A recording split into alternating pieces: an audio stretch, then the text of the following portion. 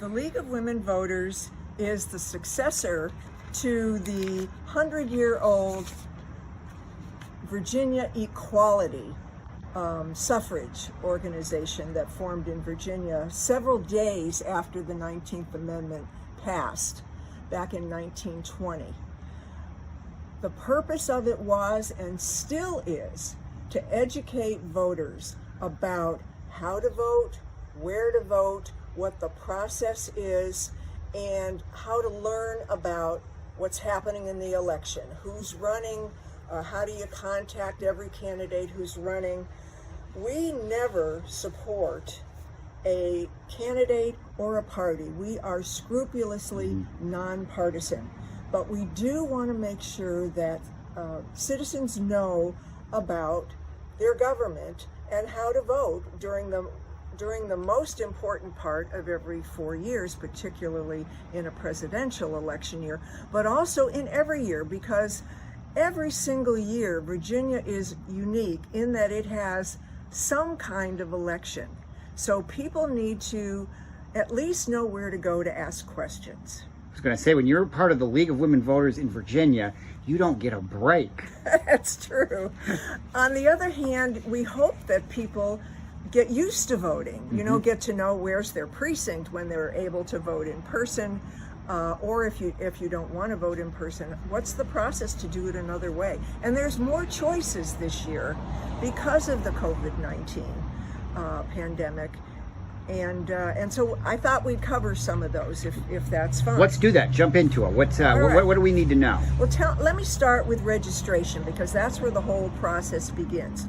You must be a registered voter in order to cast a ballot in Virginia.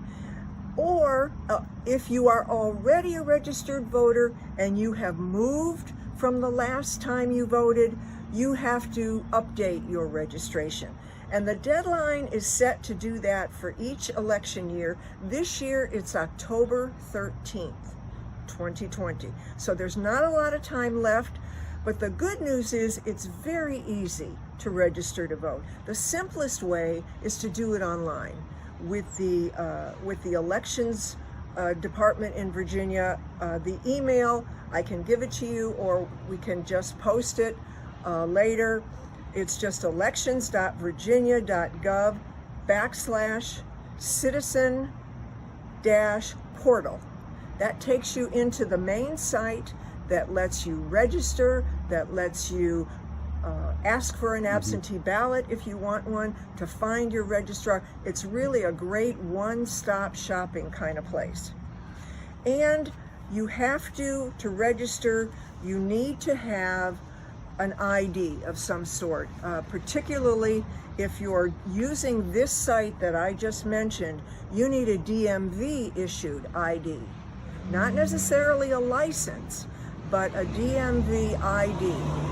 No photos are required on identification in Virginia anymore.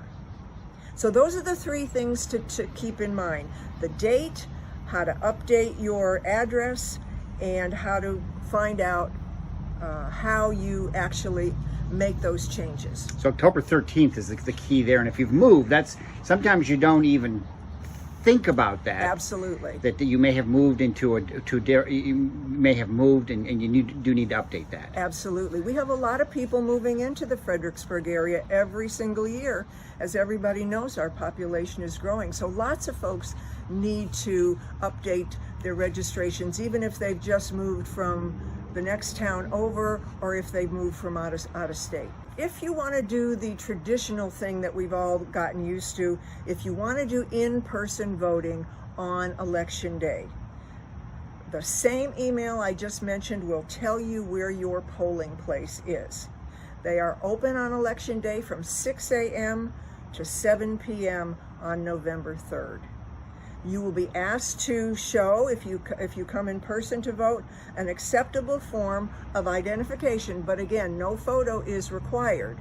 So if you've got information, let's say from the library, with your library card, and it has your address on it, or some other place. Though there's a list on this email, on this website, that will tell you all the various forms of identification. Pretty much whatever you have is going to suffice. Now, a lot of people are concerned about voting on election day. They still want to vote in person, but they don't want to do it at their polling place on election day because they're afraid of long lines, being too close to people, whatever. So you can vote, after you've gotten registered, you can vote at your local registrar's office or whatever satellite office, which they've all set up this year. You can vote in person until the last Saturday before Election Day. You don't have to have a reason for early voting in person. You just have to show, you have to give your name and address and the same acceptable form of ID. And if you are disabled or you need some accessible equipment, there is curbside voting set up in every single polling place in all of the counties and cities in the Fredericksburg area. There should be a sign outside every polling place that says what to do if you want somebody to come out to your car at the curbside because it's not, the going inside is not accessible for you. Yeah. So they will come out to you. Very simple process. Virginia has been way ahead of the game in providing accessible voting for a long time.